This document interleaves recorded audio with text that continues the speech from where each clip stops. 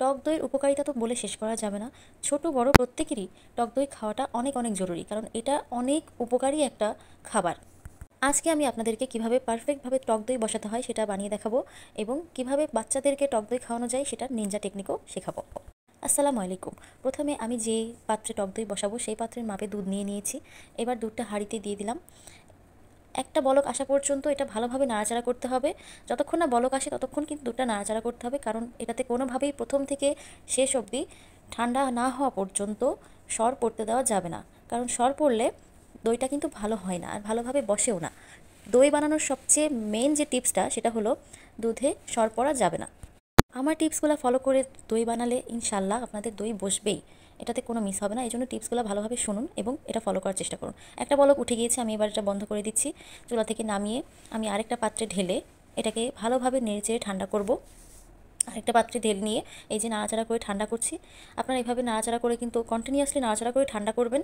দই পারফেক্ট হওয়ার আরেকটা টিপস হলো, যখন 30 সেকেন্ড আঙুল চোবানোর মতো ঠান্ডা হবে তখন কিন্তু দইয়ের বীজটা অ্যাড করতে হবে। এটা কিন্তু অবশ্যই খেয়াল রাখতে হবে।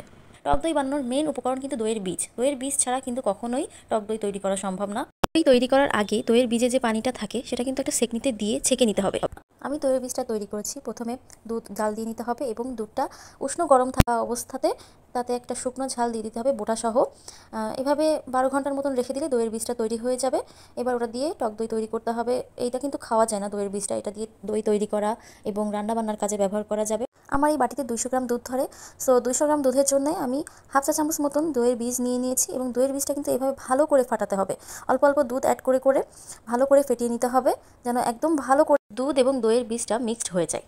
অল্প একটু দুধ দিয়ে মিশিয়ে নেওয়ার পর একটা বড় পাত্রে দুধগুলো সব ঢেলে দিতে হবে, এবং দইয়ের সাথে দই মেশানো দুধটার সাথে বাকি দুধটুকু ভালোভাবে ফেটিয়ে নিতে হবে। চামচটা এভাবে উঠিয়ে উঠিয়ে কিন্তু দুধগুলোকে এভাবে ফেটিয়ে নিতে হবে, যেভাবে আমি ভিডিওতে দেখাচ্ছি। এভাবে সুন্দর করে ফেটিয়ে নিলে কিন্তু দইটা একদম পারফেক্ট হবে, এটাতে কোনো ভুল হবে না। এবার আমি যে পাত্রে দই বসাবো সেই পাত্রে ঢেলে নিব দুধটা। যে পাত্রে দইটা বসাবো অবশ্যই সেই পাত্রে একটা ঢাকনা দিতে হবে। ঢাকনা দিয়ে একটা মোটা কাপড় অথবা কম্বল অথবা তোয়ালের মধ্যে আমি 12 ঘন্টার জন্য রেখে দিতে হবে। আর এমন একটা জায়গায় রাখতে হবে ঘরের যেখানে সচরাচর চলাচল করা হয় না এবং সেখানে খুব একটা নাড়াচাড়া লাগবে না, এমন একটা জায়গাতে 12 ঘন্টার জন্য দইটা কিন্তু রেখে দিতে হবে বসার জন্য। আমি 12 ঘন্টা পরে ফিরে আসলাম, আমার দইটা কিন্তু রেডি হয়ে গিয়েছে। দেখুন আমার দইটা কত সুন্দর পারফেক্টলি বসেছে। এবার এটা 30 মিনিটের জন্য আমি ফ্রিজের মধ্যে রেখে দিব। ফ্রিজে রাখাটা জরুরি, কারণ এতে দইটা আরও সুন্দরভাবে ক্রিমি ক্রিমি একটা ভাব আসে। ফ্রিজে রাখার আগে এটা অল্প একটু নরম থাকে, এটা কোনো সমস্যা না, এভাবেও খাওয়া যাবে, কিন্তু ফ্রিজে রাখলে এটা খেতে আরও বেশি ভালো লাগে, এই কারণে আমি ফ্রিজে রাখি। আপনারাও কিন্তু অবশ্যই ফ্রিজে রাখবেন। এবার আমি দেখাবো বাচ্চাদেরকে কীভাবে টক দই খাওয়ানো যায়। টক দইয়ের উপকারিতা কিন্তু ভীষণ ভীষণ, বাচ্চাদের জন্য এটা খুবই উপকারী।